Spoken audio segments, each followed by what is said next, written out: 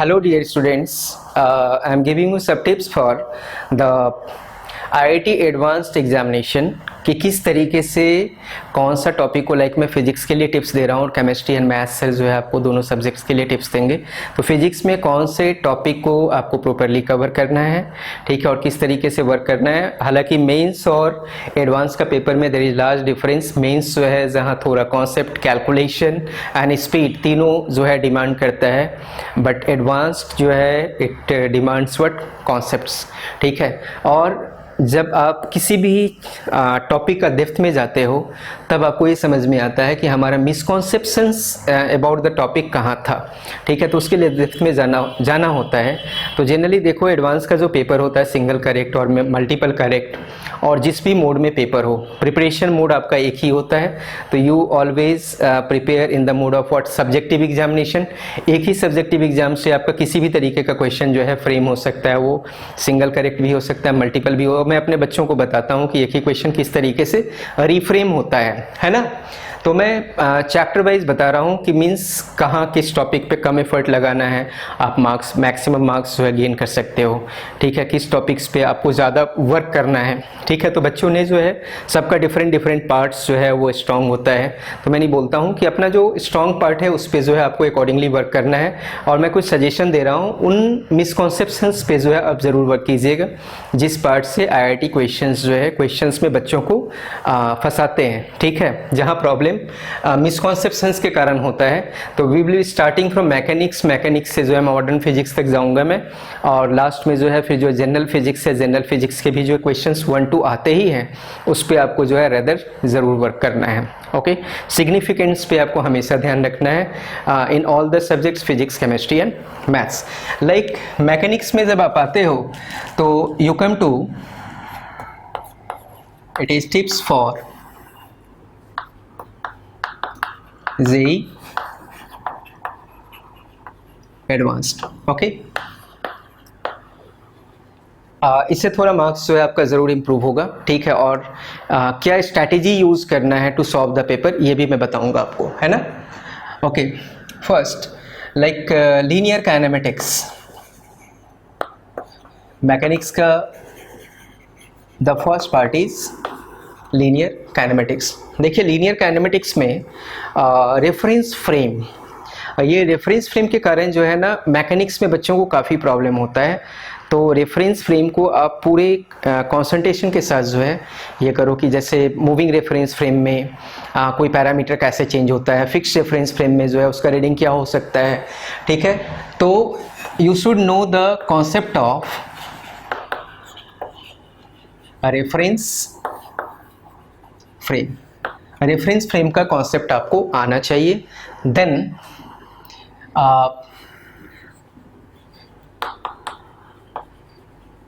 जिन बच्चों का reference frame का कॉन्सेप्ट सही होगा उनसे ही रिलेटिव मोशन के क्वेश्चन सही सॉल्व होते हैं, ठीक है। अगर रिलेटिव मोशन पे कमांड करना है तो रेफरेंस फ्रेम पे आपका कमांड होना चाहिए। रिलेटिव मोशन,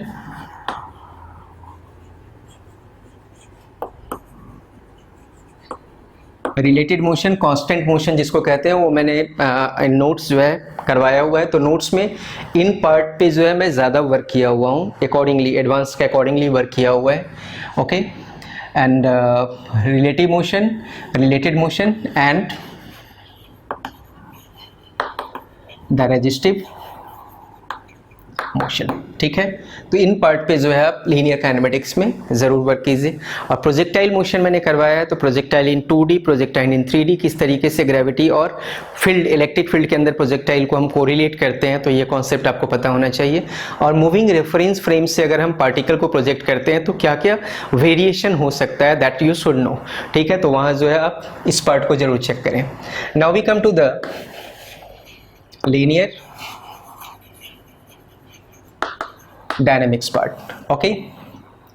तो we come to the linear dynamics. Linear dynamics में जो है further non inertial reference frame means कैसे क्वेश्चन को हम नॉन इनर्शियल रेफरेंस फ्रेम से सॉल्व कर सकते हैं और उसी को इनर्शियल रेफरेंस फ्रेम पे से सॉल्व कर सकते हैं। तो you should know the concept of non inertial reference frame, जहां हम सूडो फोर्सेस को स्टडी करते हैं, और फ्री बॉडी डायग्राम कॉन्सेप्ट जो है ये गलत नहीं होना चाहिए। अगर फ्री बॉडी डायग्राम गलत हो गया तो आपका क्वेश्चन का सॉल्यूशन सही नहीं होने वाला है। मीन्स किस तरीके से एफबीडी जो है हम पे वर्क करते हैं और किस तरीके से क्वेश्चंस को सॉल्व करते हैं, ठीक है। फ्रिक्शन एक मेन पार्ट है, तो फ्रिक्शन का इन डेप्थ कॉन्सेप्ट जो है मीन्स बॉडीज़ एक दूसरे के ऊपर हो तो किस तरीके से जो है क्वेश्चन पे वर्क करना है, ठीक है। तो फ्रिक्शन में जो है तीनों कॉन्सेप्ट आपका क्लियर होना चाहिए, स्टैटिक,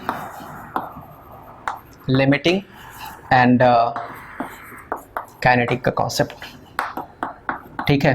तो फ्रिक्शन पे अगर इन डेप्थ कमांड है तो आपका फ्री बॉडी डायग्राम, NIRF, ये सारा कॉन्सेप्ट जो है आपका क्लियर होगा। तो इन पार्ट पे ज़्यादा वर्क करना है। एंड ऑब्वियसली सर्कुलर मोशन में सर्कुलर डायनामिक्स, जहाँ banking of road, vertical circular motion with uniform and non uniform speed, ये यहाँ पे मैंने नहीं लिया है, लेकिन वर्क पावर एनर्जी में उस पार्ट को मैं लूँगा, ठीक है। इसी का एक पार्ट है WPE। WPE में आपको work energy theorem and conservation of energy, means जिन क्वेश्चंस को आप वर्क एनर्जी थ्योरम से करते हैं वो कंजर्वेशन ऑफ एनर्जी से भी हो सकता है, और जहाँ क्वेश्चन COE में है वहाँ वर्क एनर्जी थ्योरम से भी सॉल्व कर सकते हैं, ठीक है। Then vertical circular motion, vertical circular motion with uniform and non uniform speed, इस पार्ट पे जो है आपको प्रॉपर वर्क करना है। Then we come to the conservation of momentum. इसका concept impulse, linear impulse and collision. Collision, ये concepts जो है आप काफ़ी ढंग से स्टडी करेंगे। All type of collisions you should know, all type. इसमें coefficient of restitution, types of collision and sufficient numerical practice होना चाहिए, okay. And variable mass system, variable mass system, ठीक है। ये जहाँ सिस्टम में मास भी वेरी कर रहा हो, लाइक रॉकेट प्रपल्सन का केस है, ठीक है। तो ये सब मैंने काफ़ी डिटेल में करवाया हुआ है, तो ये पार्ट पे जो है वर्क करना है। Now you come to the rotational part. Rotational part में moment of inertia, moment of inertia, how to find the moment of inertia means rather moment of inertia का जो है बेसिक जो आपके ज्योमेट्रिकल फिगर्स है उनका मोमेंट ऑफ इनर्शिया पता होना ही चाहिए, और साथ में ये रिजल्ट्स आए कैसे ये भी पता होना चाहिए, क्योंकि डायरेक्ट जो है वो डेरिवेशन से भी क्वेश्चंस पूछ देते हैं, ठीक है। Like you have to find the moment of inertia of a linear rod, वो पता है it is centre of mass के अबाउट ml²/12 है, but what when the mass density is non uniform, है ना। सिलेंडर का पास फाइंड करना है मास डेंसिटी यूनिफॉर्म हो, नॉन यूनिफॉर्म हो जाए, डिस्क का फाइंड करना है, रिंग का फाइंड करना है, ठीक है, कॉम्बिनेशन का फाइंड करना है, मास डेंसिटी जो है वेरिएबल है, तो इसलिए इनका डेरिवेशन भी पता होना चाहिए with parallel and perpendicular axis theorem. Now you should know the concept of angular momentum. ये तीन पार्ट में मैंने बताया है, for moving particle, for pure rotation and for the combined linear and rotational motion and conservation of angular momentum. ये part पे आप ढंग से वर्क करेंगे, okay. Conservation of angular momentum means next equilibrium. मैंने इक्विलिब्रियम ऑफ पार्टिकल यहाँ नहीं लिखवाया है, but equilibrium of rigid body, क्योंकि पार्टिकल रिजिड बॉडी का इक्विलिब्रियम अब आप एक बार ही करें तो बेटर होगा, क्योंकि यहाँ पे सारे ही concepts means net torque 0, net force 0 सारा यूज में हो जाता है। तो equilibrium of bodies, then rolling motion, combined translation and rotational motion, इसको आप प्रॉपर वर्क करेंगे। Rolling motion and collision of particle with the rigid body, इसमें भी जो है कॉलिजन में जो है लाइक आईआईटी में जो क्वेश्चंस आए हैं वो परफेक्टली इलास्टिक पे या सिर्फ इलास्टिक कॉलिजन पे आया है, इन इलास्टिक पे नहीं आया है। तो मैंने जब कॉलिजन आपको करवाया है तो उसमें दोनों ही तरीका कॉलिजन करवाया है, पार्टिकल विद रिजिड बॉडी में जब इन इलास्टिक हो तो क्या होगा, इलास्टिक हो, और परफेक्टली इलास्टिक हो तो क्या होगा। तो कॉलिजन का कॉन्सेप्ट आपको दोनों ही जगह सही ढंग से पता होना चाहिए। तो रोटेशनल में आप इस पार्ट पे ज़्यादा फोकस करेंगे, okay. And then we come to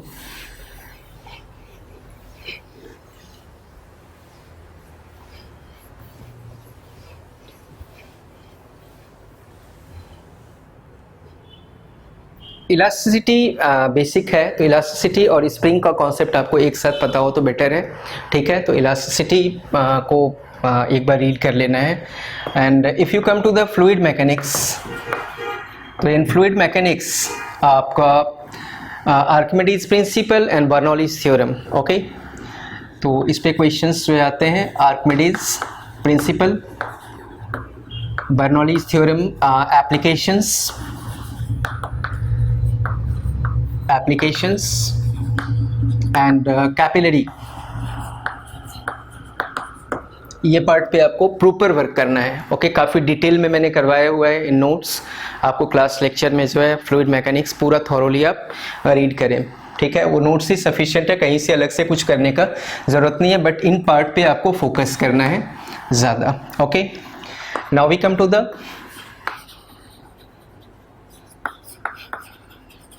thermal physics part.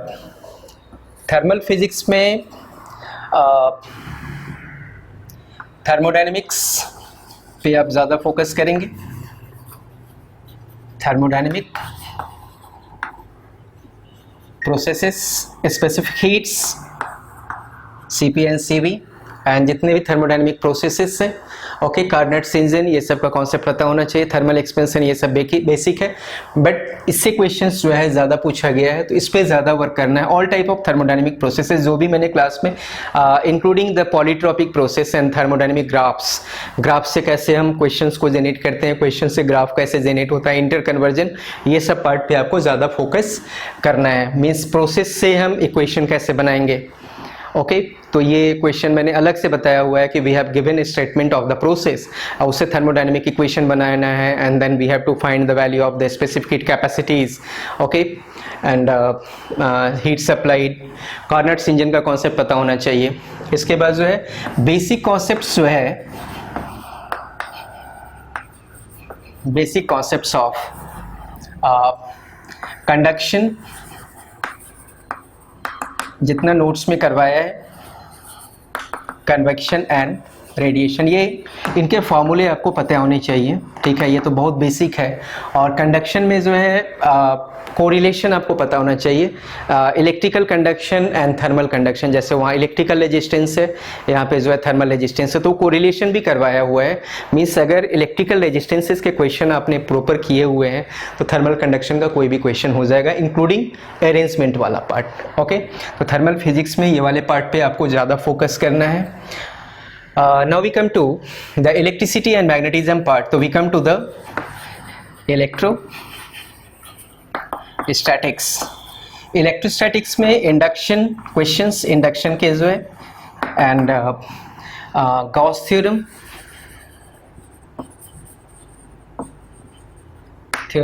electric dipole, ये सब पे आपका कमांड होना चाहिए। लाइक देन इलेक्ट्रिक पोटेंशियल है, और पोटेंशियल में काफ़ी सारा चीज़ करवाया है, ठीक है। Potential inside and outside, self potential energy, energy density, ये सब है, ओके। तो इस पे गॉस थ्योरम पे ज़्यादा क्वेश्चंस आते हैं, तो इसको इलेक्ट्रिक डायपोल को कमांड में रखना है इलेक्ट्रोस्टैटिक्स में, ओके। एंड ये गॉस थ्योरम से कोरिलेशन जो है ग्रेविटी का भी आएगा। तो अगर इलेक्ट्रोस्टैटिक्स में जो है आपका प्रॉपर कमांड है, जो भी नोट्स करवाया है, तो देखिए इलेक्ट्रोस्टैटिक्स के जस्ट बाद ग्रेविटेशन करवाया, तो ग्रेविटेशन आपके लिए काफ़ी ईजी हो जाएगा। जैसे वहाँ पर मैंने जो है कोरिलेशन करवाया गॉस थ्योरम पर ग्रेविटेशन, किस तरीके से, जैसे इलेक्ट्रोस्टैटिक से क्वेश्चन है ग्रेविटेशन में नहीं मिलेंगे, तो ग्रेविटेशन में क्वेश्चन पूछ देंगे। जैसे इलेक्ट्रोस्टैटिक प्रेशर है तो वहाँ ग्रेविटेशनल प्रेशर IIT में क्वेश्चन आया हुआ है, तो जो क्वेश्चंस इलेक्ट्रोस्टैटिक्स में दिखे ग्रेविटेशन में दिखे तो आपको सिर्फ सोचना है कि अगर ये ग्रेविटी में होता तो कैसे होता, और ग्रेविटी में जो किया आपने इलेक्ट्रोस्टैटिक्स में, जैसे escape speed in case of gravity you do, लेकिन एस्केप स्पीड जो है आपने इलेक्ट्रोस्टैटिक्स में नहीं पढ़ा है। तो आपको जो कॉन्सेप्ट ग्रेविटी में लगेगा, जैसे वहाँ कंजर्वेशन ऑफ एनर्जी से सॉल्व करते हैं, तो वैसे यहाँ भी कंजर्वेशन ऑफ एनर्जी से सॉल्व करेंगे। जैसे वहाँ एक पार्टिकल को हमने थ्रो किया, तो यहाँ भी पार्टिकल को थ्रो करेंगे। एक सॉलिड स्फीयर है ऑफ गिवन चार्ज, एक नेगेटिव चार्ज को इसके सरफेस से जो है थ्रो किया, तो find the escape speed of the charge, ये पूछ सकते हैं। तो ग्रेविटी और इलेक्ट्रोस्टैटिक्स को जो है आप अगर कोरिलेट करके क्वेश्चन सॉल्व करते हो और आप खुद से फ्रेम करते हो क्वेश्चन, तो आपके लिए दोनों ही टॉपिक जो है काफ़ी ईजी हो जाएगा। ओके, फिर यूनिफॉर्मली चार्ज बॉडीज़ का electric potential and field find करना बताया है, तो इनके फॉर्मूले आपको ज़रूर याद होने चाहिए, रेदर डेरिवेशन भी पता होना चाहिए। ठीक है, तो field and potential due to the rigid charge bodies, charge bodies and relation between E and V. Then capacitors arrangement तो साथ में सर्किट जो है एक साथ ही करना है, अरेंजमेंट एंड डायलैक्ट्रिक। इसमें जो कुछ भी करवाया है इलेक्ट्रोस्टैटिक्स में काफ़ी डिटेल में करवाया हुआ, उसको आप थॉरोली देख के जाइए and do the questions only. Question कहाँ से करना है मैं भी आपको बताऊंगा। तो ये इलेक्ट्रोस्टैटिक्स के लिए हो गया। Now we come two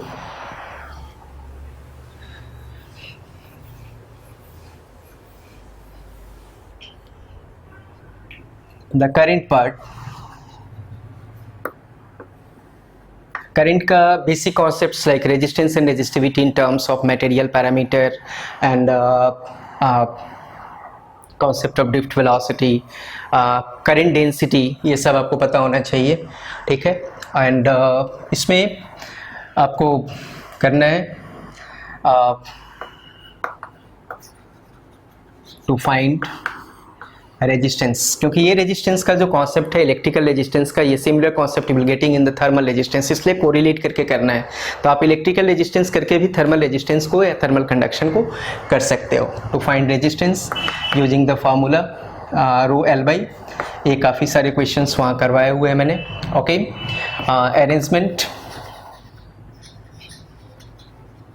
of resistors, capacitors and cells. Okay, ये सिमिलर कॉन्सेप्ट है। एंड देन सर्किट थ्योरम्स में you have to get command on Kirchhoff's laws. ठीक है, एंड कब कैसे यूज़ करते हैं किरचॉफ्स लॉ, ये काफ़ी डिटेल में करवाया हुआ है, तो इस पार्ट को कमांड करेंगे आप। एंड थर्मल इफेक्ट पे क्वेश्चन आया हुआ है, तो thermal effect of current and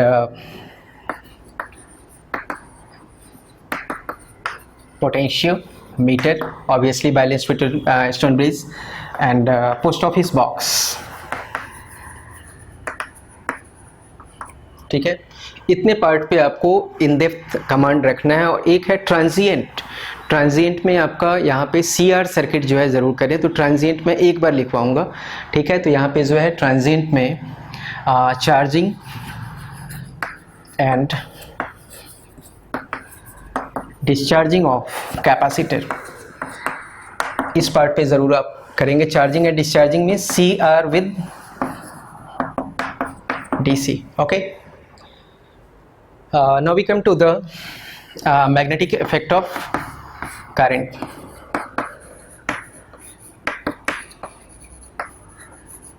bat-Savart's law, Biot Savart's law application जो आप बोर्ड में करते हैं वो सही है, लेकिन किसी डिफरेंट न्यूमेरिकल में अगर कुछ नया न्यूमेरिकल जो आपने कभी नहीं देखा हो, and we have to how to use Biot Savart's law, ये आपको पता होना चाहिए। Ampere circuital law Gauss theorem जैसा है।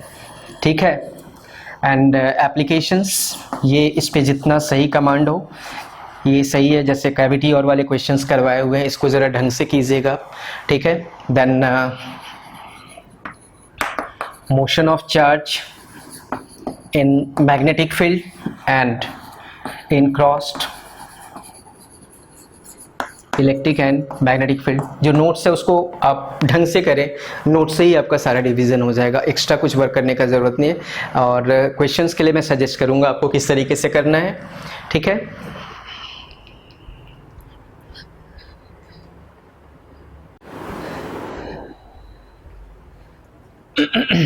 Then the device is moving coil galvanometer and what cyclotron, ये सब तो बेसिक है जो डिवाइसेस है। And moving coil galvanometer, conversion of ammeter and into voltmeter and galvanometer into ammeter and voltmeter, ammeter and voltmeter, वो part मैं current में ही करवा देता हूँ, ठीक है। तो इसको डिटेल में आप वर्क कर लीजिएगा। And torque experienced by coil, torque by current carrying coil, atom as a magnet,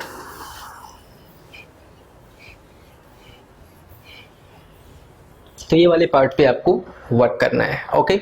magnetism ये आपका आईआईटी का सिलेबस में, एडवांस का सिलेबस में नहीं है, तो अब इस पे वर्क करने का कोई ज़रूरत नहीं है। इलेक्ट्रोमैग्नेटिक वेव्स भी सिलेबस में नहीं है, तो इस पे वर्क करने का ज़रूरत नहीं है। Now you come to EMI and AC. ये हाईली कॉन्सेप्चुअल पार्ट है ईएमआई, ठीक है। तो Faraday's laws and methods of producing induced EMF, इस पे आपको वर्क करना है, जितना ज़्यादा क्वेश्चंस कर सकें। Means variation of magnetic field, motional EMF इसी में आता है ना। तो motional EMF, Lenz law and self induction and mutual induction and then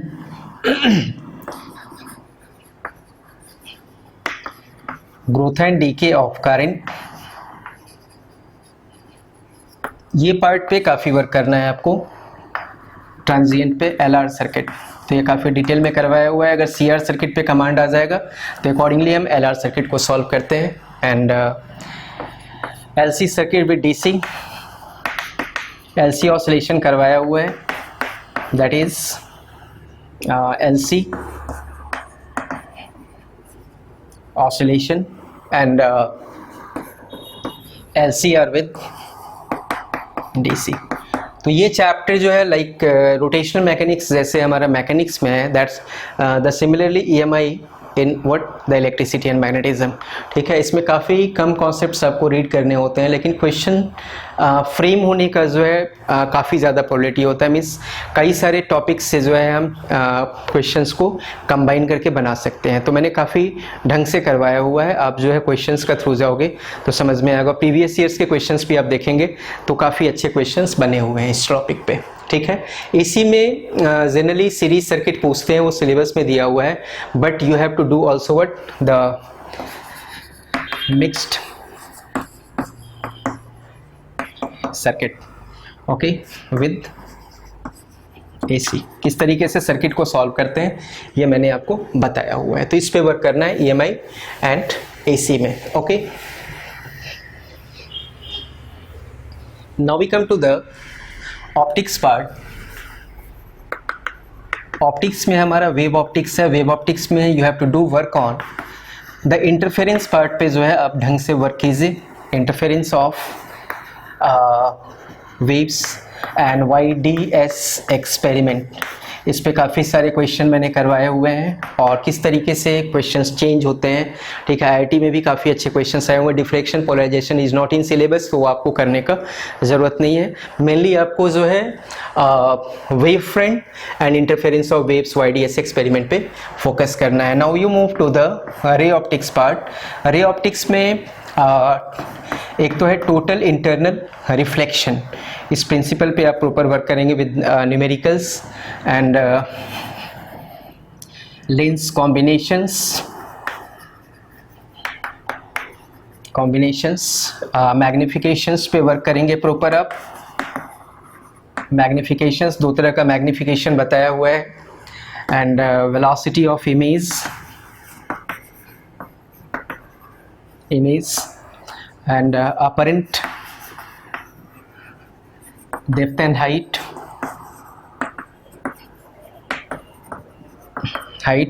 and combination, lens combination हो एंड मिरर कॉम्बिनेशन हो, ठीक है, लेंस एंड मिरर कॉम्बिनेशन, ठीक है। एंड ये सब जो है आपको वर्क करना है, इसको भी काफ़ी डिटेल में करवाया है। And then the optical instruments, ठीक है, और कुछ प्रैक्टिकल फिजिक्स का पार्ट है तो एक साथ मैं बता दूंगा आपको। ओके, ऑप्टिकल इंस्ट्रूमेंट्स कुछ नहीं है actually, it is the combination of what the optical materials like lenses, lens के साथ प्रिज्म का कॉम्बिनेशन या जो भी है इसी पे बेस्ड है। And how to get the magnification, ये कॉन्सेप्ट आपको पता होना चाहिए। ओके, तो ये अगर आप वर्क करते हैं, साइन कन्वेंशन पे आपका कमांड होना चाहिए, मॉडर्न साइन कन्वेंशन पे, फिर इस चैप्टर में कहीं कोई प्रॉब्लम नहीं आने वाला है। Okay, now we come to the modern physics. Modern physics में फोटो इलेक्ट्रिक इफेक्ट में जो ग्राफिकल कॉन्सेप्ट्स है इसको आप ढंग से करेंगे, और कहीं से भी लाइक एनसीईआरटी, एचसीवी और जो भी स्टैंडर्ड बुक है आप कहीं से भी कर सकते हैं। एटॉमिक फिजिक्स इतना डिफ़िकल्ट पार्ट है नहीं, जो आता है मतलब कि इजी क्वेश्चंस आए हुए हैं, ठीक है। इसमें एक पार्ट आप ज़रूर कीजिएगा, करवाया हुआ है रिड्यूस्ड मास का कॉन्सेप्ट। ओके, एंड देन हम आते हैं न्यूक्लियर में।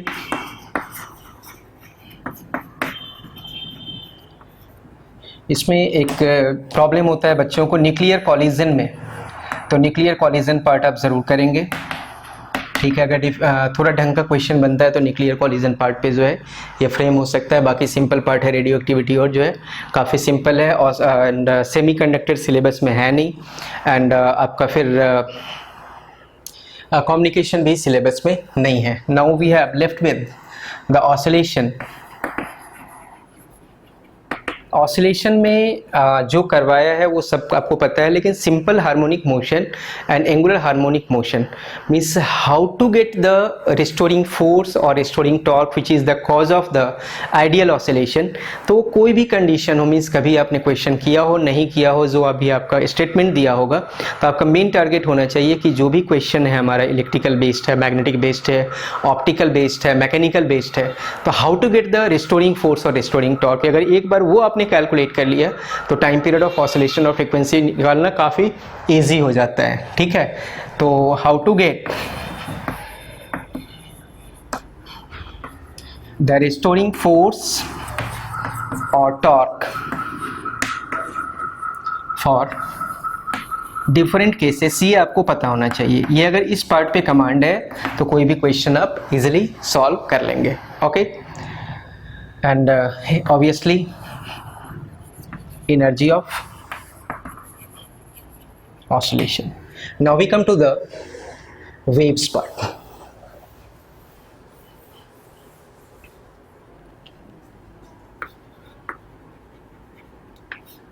Waves में you have to get command over the standing wave and resonance,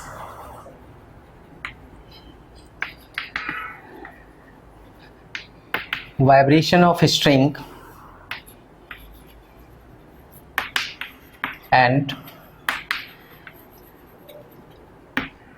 air column, vibration of the wave in air column, and the concepts of Doppler's effect। In part पे command कीजिएगा, ठीक है। तो इन पे ही ज़्यादा questions आने का प्रोबेबिलिटी होता है, मीन्स ढंग के क्वेश्चंस यहाँ से जनरेट हो सकते हैं, तो एफर्ट भी कम लगेगा और इजीली आप वर्क कर सकते हैं। In case of gravitation,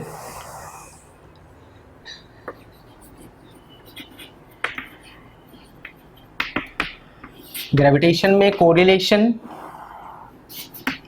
with, बताया था इलेक्ट्रोस्टैटिक्स के साथ कोरिलेशन करें, energy and escape speed। And factors affecting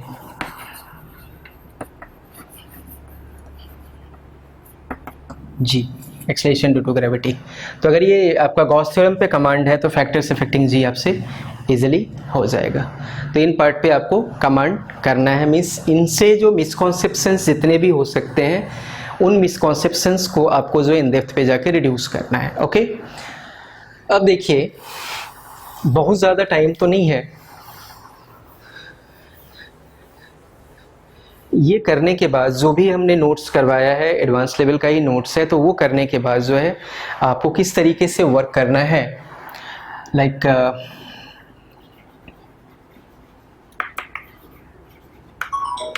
multiple correct questions पे आप वर्क करेंगे ज़रूर। ओके,